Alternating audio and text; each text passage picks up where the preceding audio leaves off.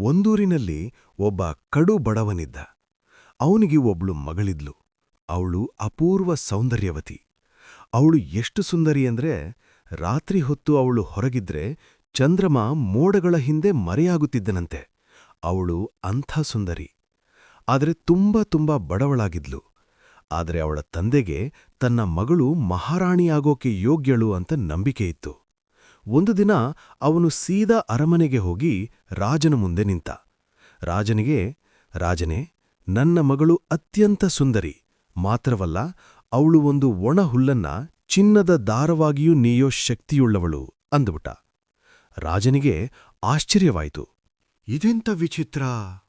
ಹುಲ್ಲಿನಿಂದ ಚಿನ್ನ ಅಂದ್ರೆ ಬಹಳ ವಿಚಿತ್ರವಾಗಿದೆ. ಯಾವುದಕ್ಕೂ ಪರೀಕ್ಷಿಸಿ ನೋಡೋಣ ಅಂತ ಕರ್ಕೊಂಡ್ಬಾ ನಿನ್ ಮಗಳನ್ನು ಅಂದ. ನೋಡು ಸುಂದರಿ, ನಾಳೆ ಬೆಳಗ್ಗಾಗುವಷ್ಟರಲ್ಲಿ ಇಷ್ಟು ಹುಲ್ಲನ್ನು ನೇದು ಇಟ್ಟಿರ್ಬೇಕು, ತಿಳಿತಾ? ಪಾಪದ ಹುಡುಗಿ. ಅವಳಿಗೆ ನೇಯೋದೇ ಹೇಗೆ ಅಂತ ಗೊತ್ತಿರ್ಲಿಲ್ಲ. ಇನ್ನು ಚಿನ್ನ ಮಾಡೋದು ದೂರನೇ ಉಳಿತು. ಆಗ ಅವಳ ದುಃಖ ಉಕ್ಕಿ ಉಕ್ಕಿ ಬಂತು. ಹೀಗೆ ಅಳ್ತಾ ಇರುವಾಗ ಒಂದು ಸಣ್ಣ ಸ್ವರ ಕೇಳಿಸ್ತು. ಚಂದದ ಹುಡುಗಿ, ಯಾಕಳ್ತೀಯಾ ಅಂತು. ಹುಡುಗಿ ಆಶ್ಚರ್ಯದಿಂದ ತಲೆ ಎತ್ತಿ ನೋಡಿದ್ರೆ ಒಬ್ಬ ಕುಬ್ಜ ಹುಲ್ಲಿನ ರಾಶಿ ಮೇಲೆ ಕೂತು ಇವಳನ್ನೇ ಪಿಳಿಪಿಳಿ ನೋಡ್ತಾ ಇದ್ದಾನೆ. ಇವಳ ಅಳುವಿನ ಕಾರಣ ಕೇಳಿ, ಇಷ್ಟೇನಾ? ನಾನು ಹುಲ್ಲು ನೇದು ಚಿನ್ನ ಮಾಡಿಕೊಡ್ತೀನಿ ಬಿಡು. ಆದ್ರೆ ನನಗೇನ್ ಕೊಡ್ತೀಯಾ ಅಂದ. ಅವಳು ಪಾಪ, ನೀನು ಕೇಳಿದ್ದು ಕೊಡ್ತೀನಿ ಅಂದ್ಲು. ಅವನು, ಸರಿ, ಹಾಗಾದ್ರೆ ಮತ್ತೆ ನನಗೇನ್ ಬೇಕು ನೋಡೋಣ ಅಂದ. ಅವನು ನೇಯೋಕೆ ಶುರು ಮಾಡ್ದ. ಅವಳು ಹಾಗೆ ಮಲಗಿ ನಿದ್ದೆ ಹೋದ್ಲು. ರಾಜನು ಬೆಳಗ್ಗೆ ಬಂದು ನೋಡ್ತಾನೆ, ಹುಲ್ಲು ಚಿನ್ನದ ಎಳೆಗಳಾಗಿವೆ. ರಾಜನಿಗೆ ತುಂಬ ಸಂತೋಷವಾಯಿತು. ಮಾರನೇ ದಿನ ಇನ್ನೂ ಹೆಚ್ಚು ಹುಲ್ಲು ರಾಶಿ ಹಾಕಿದ ಕಡೆ ಕರ್ಕೊಂಡು ಹೋದ. ಇದನ್ನೆಲ್ಲ ನೀನು ಚಿನ್ನ ಮಾಡಿದ್ರೆ ನಾನು ನಿನ್ನ ರಾಣಿಯನ್ನಾಗಿ ಮಾಡ್ಕೊಳ್ತೀನಿ ಎಂದು ಬಾಗಿಲು ಎಳೆದುಕೊಂಡು ಹೊರಟೇ ಹೋದ ರಾಜ. ಪಾಪದ ಹುಡುಗಿ ಕಂಗಾಲಾಗಿ ಹೋದ್ಲು.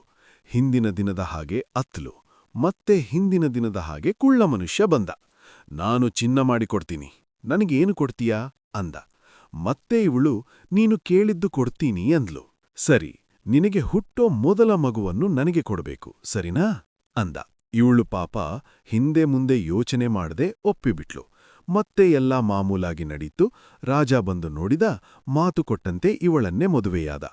ಚಂದದ ಹುಡುಗಿ ರಾಣಿಯಾದಲು. ಕುಳ್ಳನಿಗೆ ಕೊಟ್ಟ ಮಾತೆಲ್ಲ ಈ ಸಂಭ್ರಮದಲ್ಲಿ ಮರೆತೇ ಬಿಟ್ಲು ಕೂಡ.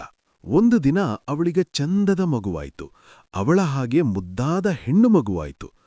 ಒಂದು ದಿನ ಕುಳ್ಳ ಮನುಷ್ಯ ಬಂದೇ ಬಿಟ್ಟ. ಕಿಟಕಿ ಹಾರಿ ಇವಳ ಮುಂದೆ ನಿಂತ. ಮಾತು ಕೊಟ್ಟ ಹಾಗೆ ಮಗುವನ್ನು ಕೊಡು ಎಂದ. ದಯವಿಟ್ಟು ಹಾಗೆಲ್ಲ ಕೇಳ್ಬೇಡ. ಇನ್ನೂ ಹಾಲ್ ಕುಡಿಯೋ ಹಸು ಕಂದ. ನಾನಿಲ್ದೇ ಇರ್ಲಾರ್ದು. ಬಿಟ್ಬಿಡು ದಮ್ಮಯ್ಯ ಎಂದು ಬೇಡಿಕೊಂಡಳು. ಅವನಿಗೂ ಕೆಟ್ಟದೇನಿಸಿತು. ಆದರೂ ಬಿಡಲಿಲ್ಲ. ಸರಿ, ಮತ್ತೆ 3 ದಿನದಲ್ಲಿ ನನ್ನ ಹೆಸರು ಹೇಳಿದ್ರೆ ನಿನ್ನ ಮಗುವನ್ನ ಬಿಟ್ಟು ಬಿಡ್ತೀನಿ ಅಂದು ಹೊರಟು ಹೋದ.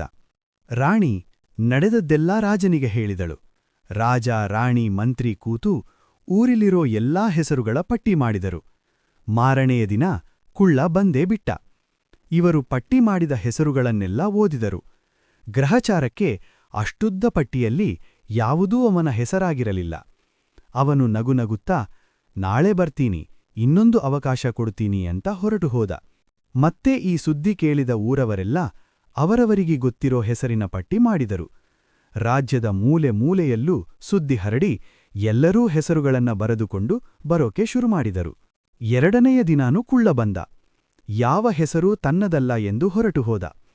ರಾಜ, ರಾಣಿ, ಪ್ರಜೆಗಳು ದುಃಖದಿಂದ, ಇವಾಗೇನು ಮಾಡೋದು?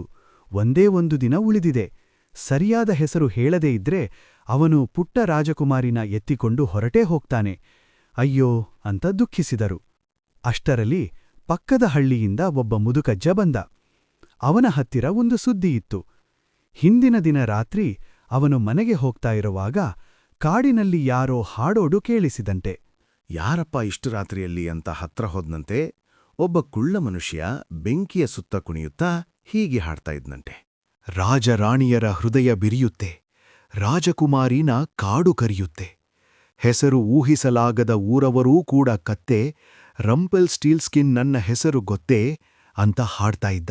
ಮುದುಕಜ್ಜ, ಅಯ್ಯೋ, ಇವನೇ ರಾಜಕುಮಾರಿನ ಬೇಡಿದವ ಅಂತ ಲೆಕ್ಕ ಹಾಕಿ ಅಷ್ಟು ದೂರ ಕೋಲೂರಿಕೊಂಡು ಇವರಿಗೆ ಹೇಳಕ್ ಬಂದಿದ್ದ. ಅಷ್ಟರಲ್ಲಿ ಕುಳ್ಳಪ್ಪ ಬಂದೇ ಬಿಟ್ಟ. ಅಲ್ಲಿದ್ದವರೆಲ್ಲ ಉಸಿರು ಬಿಗಿ ಹಿಡಿದು ನೋಡ್ತಾ ಇದ್ರು. ರಾಣಿ ಕುಳ್ಳಪ್ಪನ ಕಣ್ಣಲ್ಲಿ ಕಣ್ಣಿಟ್ಟು ನೋಡಿ, ನನಗೆ ನಿನ್ನ ಹೆಸರು ಗೊತ್ತಿದೆ. ರಂಪಲ್ ಸ್ಟೀಲ್ ಸ್ಕಿನ್ ಅಲ್ಲವೇ ನಿನ್ನ ಹೆಸರು? ಅಂದಳು. ನಿನಗೆ ಹೇಗ್ ಗೊತ್ತಾಯ್ತು ಅಂತ ಕಿರುಚಿದ ಕುಳ್ಳಪ್ಪ. ಅವನ ಮುಖ ಸಿಟ್ಟಿನಿಂದ ಕೆಂಪು ಕೆಂಪಾಯ್ತು. ಕೋಪದಿಂದ ಕಾಲನ್ನ ನೆಲಕ್ಕೆ ಅಪ್ಪಳಿಸಿದ. ಎಷ್ಟು ಜೋರಾಗಿ ಅಪ್ಪಳಿಸಿದ ಅಂದ್ರೆ ಅಲ್ಲೊಂದು ದೊಡ್ಡ ಹೊಂಡಾನೇ ಆಯ್ತು. ಕುಳ್ಳಪ್ಪ ಜನ ನೋಡ್ತಾ ನೋಡ್ತಾ ಇರೋ ಹಾಗೆ ಆ ಗುಂಡೀನೇ ಬಿದ್ದ. ಬಿದ್ದು ಆಳಕ್ಕೆ ಇಳಿದು ಮಾಯವಾಗಿ ಹೋದನಂತೆ. ಅನಂತರ ಇವತ್ತಿನವರೆಗೂ ಅವನನ್ನು ನೋಡಿದವರಿಲ್ಲವಂತೆ.